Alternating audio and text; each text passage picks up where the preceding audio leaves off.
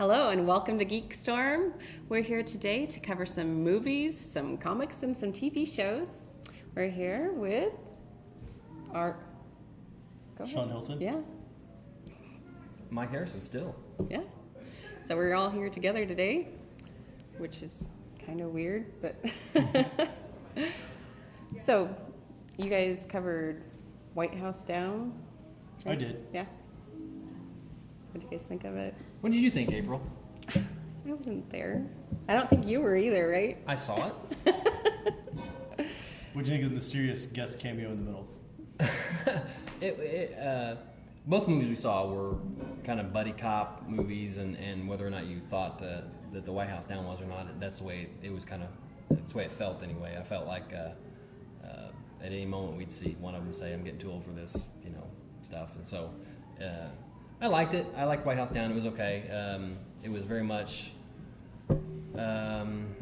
another vehicle for the charming, funny, tough, eye candy Channing Tatum to kind of show his stuff and show his range of. He's kind of the go-to guy now for like what Bruce Willis was back in the Die Hard days. He's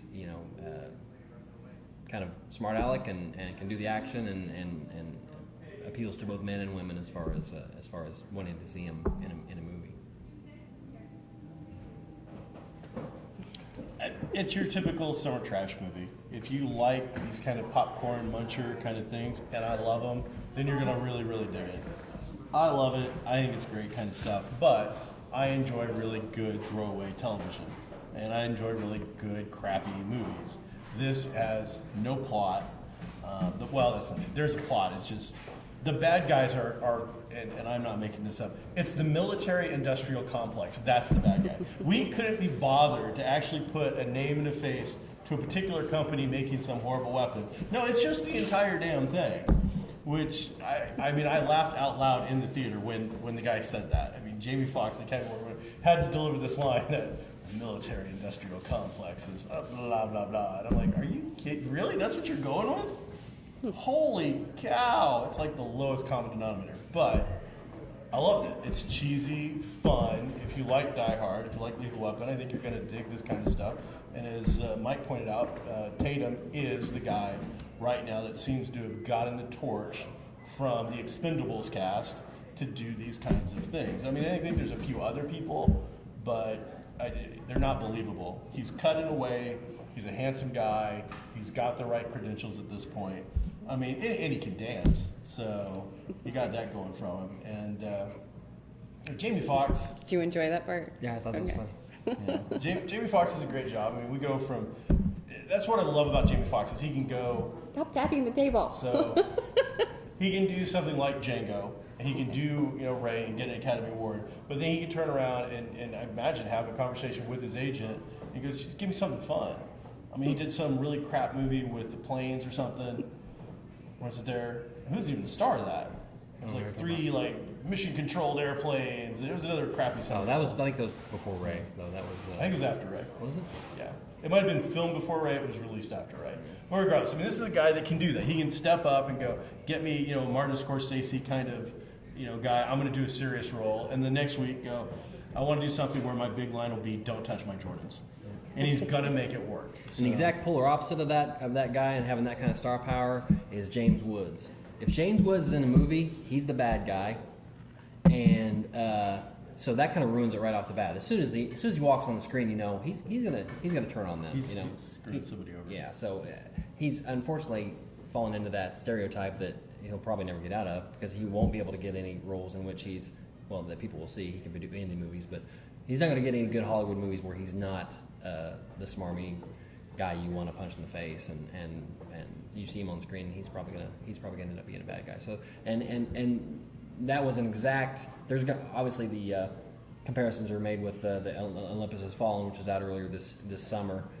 Same movie, White House attacked by this time was one of the Koreans, but That'd be the North. well, we don't know that. The South would be our Just allies. one of them. You never It was know. just one You never know. individual. Okay. Very sneaky. But again, it was the White House security guy that turned on the group and gave them all access and everything. So that was also unoriginal. But we saw the same thing maybe years ago when Armageddon and Deep Impact came out. I think the same summer, but I'm not positive.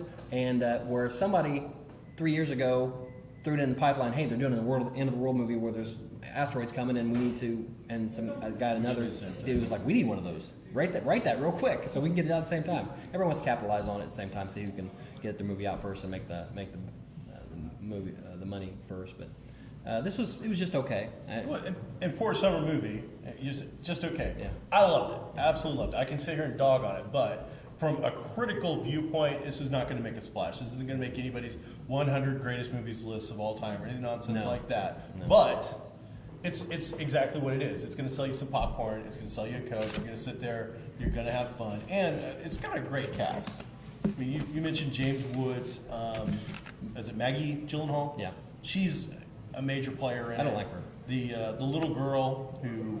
She got a lot. She's getting good reviews. She's getting good reviews. You know, we just reviewed Last of Us last week, which stars a little girl in the video game. She'd be perfect for that role. She was the voice for the China doll in the Oz movie. Yeah, that was just out. And she actually played the little girl in the wheelchair as well. So she's coming along. She's getting some love. It's got a good cast. It does what it's supposed to do, and it's got a lot of humor. So when you have bullets strewn all over the place and things are blowing up, and you know the tension's actually ratcheting up, then all of a sudden there's a release, and there's plenty of releases throughout the whole thing. So you're gonna laugh quite a bit. You're gonna get some great action. So yeah, if you just want a guy's night out to go see a flick, have some fun, I think it's a great film to see, and everybody should So you go think check it's it out for that. a guy movie? Oh yeah. Well, the thing is, though, it's got Channing Tatum in it, so regardless if it's a guy movie, you know, there's going to be something on screen for the ladies to look at. Okay. So, and Jamie Foxx. I mean, yeah, that's. Jamie. And what about storyline? Do you think that was well written, put together well? I mean, other than Did you listen to the review we just Oh, did? now don't. I was asleep. I was glazed over. Yeah, it's Channing Tatum Was there something there? No, absolutely not. It's Okay, so it's ridiculous. just- It's completely. just an it is an entertainment. excuse of a plot to have explosions and stuff blowing. Okay. Yeah. Okay. It doesn't make any sense. In fact, at one scene you have tanks and the entire military of that area outside the gates of the White House watching the president and this guy going around in the armored limo just around the front lawn doing donuts for like a 10-minute scene. Okay. They're just watching it happen. They're like, well, they can't possibly go onto that property because it'll break this and that. I'm sorry, I don't know of any general who's in that tank going, we're not going to go help the president right now. No, I think they're going to say screw it and go in. So, yeah, ridiculous. Plot's ridiculous. You're not going to go see White House down for the plot. If you are, don't. Hey, that is Whatever. important to a reviewer. Yeah, Our viewers want to hear this stuff. Sure, no plot, Okay. no story. Channing Tatum looking hot. You should go see it. You and my wife can go see it. What's Okay, the other movie? how You did- did go see the other movie. We did. We saw The Heat. What do you think of that? After seeing, Superman, Man of Steel last, and then seeing that, I was kind of bummed. It was a good movie. It was entertaining. I laughed a lot. It was definitely the opposite. It was It was a chick flick. It wasn't really like a chick flick, because when I think of a chick flick, I think was- like something I'm going to cry during. It's a it was new funny. age chick flick. Okay. It's the Bridesmaids version. yeah. Right. It's Like- not crying and oh my God, Yeah. what, how there's no woman dying of cancer waiting for the guy to come in to sweep her off her feet Right. kind of deal. It's a fun. Yeah, and it's the same, on the good cop, bad cop kind of deal. I was really worried going into it because I felt like Sandra Bullock had already kind of done this. It's Congeniality 1 and 2. Yeah, and those were not my favorite movie. So I was kind of like, eh. But then the producer guy, whose last name we still weren't. Feig. Yes. Paul Feig. Yeah. Paul Pfeiffer? Feig.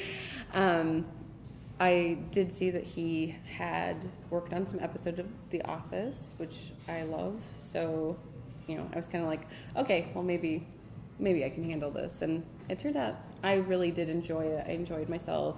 I had a lot of laughs. I wouldn't have enjoyed it as much if I was sitting next to you, as I did, sitting next to your wife. What? It was a girl movie. It was a girl movie. We got girl stuff. I gotta say, I don't think much of it. I get it. It's another summer action, I wouldn't throwaway buy movie. it. But this one doesn't have nearly the amount of explosions. The relationship, I mean, it's about relationships between them, and they're growing together and helping each other, and I'm like, But it wasn't mushy. It wasn't mushy, though. Well, it's because it was a comedy. But, Yeah. I mean, in a way, yes. It was. I mean, if they had just framed the context a little different, it would have been mushy. And so, yeah, I love Melissa McCarthy from Gilmore Girls. I think she's great, but she is. It was weird to see her, like, she's so sweet and in the kitchen and Gilmore Girls, and then on this she was like... And she's busted out from Bridesmaids to this. She has found her calling, and it appears to be physical comedy and not necessarily raunchy comedy, but much more Suki. Suki. Yeah. But yeah, she's found her niche, and it's making her a lot of money. It's gotten her from being a B character in, Gilmore Girls, a show most people probably want to watch on what channel was that? That was like WB or something like that. CW. Hey, it's on the list, though. Yeah, it's true. Yeah. So, I mean, it's a show I love, but regardless, I mean, she was never going to break out with that character role. Right. And so with this, she has found role after role. She's been in 2 or 3 starring positions with really big names. She's become like the B-side to Sandra Bullock, the B-side to Jason Bateman. So she's finding her way. She's doing well, and I think it's only a matter of time before she is starring in her own vehicle. It's just a matter of how much physical Jack Black style comedy in a female form can you really get to, I don't know. I don't think there's a lot of roles for that. So I like her. I enjoy her work, but I think there's a lot of room for a female, kind of comedic type character. I think there's a lot more men out there, so I think there is room for her. I mean, I think she will find more roles, and I think that we'll continue to see her. Supposedly, rumor Heat 2. So we'll see. Okay.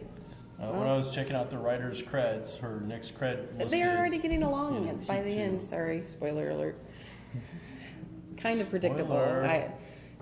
We'll see. So I don't know how that could play out. I didn't feel like there were any loose ends at the end. I don't think there was that many ends. You had to have answered when you left. No. It would feel very much like it really. I think it's very Beverly Hills Cop. Okay. Very straight-laced person, hanging out with funky, break the rules kind of person. At the end, they're like, "Hey, we've come together and we can see each other." So I can see if they do a sequel, it's gonna be the exact same kind of thing where it's like something funky has gone down. And then they're gonna fall apart from each other and then find their way back together. We really were a good team. Yeah. So I don't know. I think for Girls' Night Out, guys, avoid it. There's nothing here that you're gonna see. Sandra Bullock. It was entertaining. Gonna do anything. It's a good if you've Not a got family to movie. take your, It's just a your girls' night out girlfriend kind to a of- movie. okay. You'll get through it. You're not gonna want to gouge your eyeballs out. But Yeah. it's nothing. Sandra Bullock isn't doing anything she hasn't already done. There was and I don't one think Melissa jump McCarthy's doing moment. anything. What's that? There was one explosion. And I Okay. almost jumped out of my seat. Gotcha. That's a good date movie thing. Right? I don't know. Anyway. Okay, well, let's spend our last few minutes talking about somebody that was involved in television and movies early in their career and has shaped a lot of careers and even a lot of fandom. And that's Richard Matheson, who I know you're fond of. Also passed away a few days ago at the age of 87. He's famous for A long life. yeah. He's famous for. I mean, he's famous for a lot of things. A lot of For me, it's definitely I Am Legend, the original 1950s zombie / vampire. It's always considered vampires, but if you really look at the way the vampires act, Right. it's kind of a misnomer. They're like the zombie kind of feeling to it. But and just that story spawned 3 movies. yeah, and I think the best was the original myself. But that's everybody can make what they want of that. But I Am Legend, for me, Rich Matheson is he's a heroic style figure. He's somebody that has come along and he changed the way that I think about some of these genres and how they are put together. And when you lose a legend like that, at least to a geek, it's one of those few times where I've read some Facebook email stuff. I saw it. I immediately, anytime anybody is supposedly dead, I go out and I verified the death. And it's one of those few times where somebody has passed away that's not directly related to me, Right. that felt like, I had lost somebody. I felt a sense of loss and sadness about the passing of this particular fellow. And I mean, we lost Ray Bradbury, and then we lose Ray Harryhausen, and now Richard Matheson. So my heroes are dying, and I'm at that age where I'm going to be losing more and more people who have influenced me or have had a really deep effect on my life and how I think about it. Because media definitely touches all avenues of how I've lived, from some of the things I say to some of my viewpoints. This guy here has definitely affected that. When we think of I Am Legend, you get the 3 great movies and one guy kind of against the world, all odds. You get Hell House, which is another fantabulous kind of paranormal. It really was one of the first versions of what we see now in today's thing with all of these cheaply made horror flicks about the haunted house. It's the exact same thing done again in the 1950s, early 60s. Stir of Echoes, What Dreams May Come. These are the ones that have been. The Incredible Shrinking Man was made in the 50s. We had the Stir of Echoes in the late 90s. That's how long this guy's career has. He's worked, Twilight Zone, Nightmare of 20,000. Real Steel was just a couple years ago. Real Steel with the robot thing. He put Steven Spielberg on the map. Right. Before all of that, there was Duel, and Duel is what I think, personally, that's what gave Spielberg his shot and really kind of made it happen. So, he's influenced and affected one of the greatest directors of our time so long ago that the guy is still now affecting stuff. Stephen King is not only on several occasions said that this is a major influence in his life, but one of his most recent novel, recently, Cell, is actually dedicated to the man.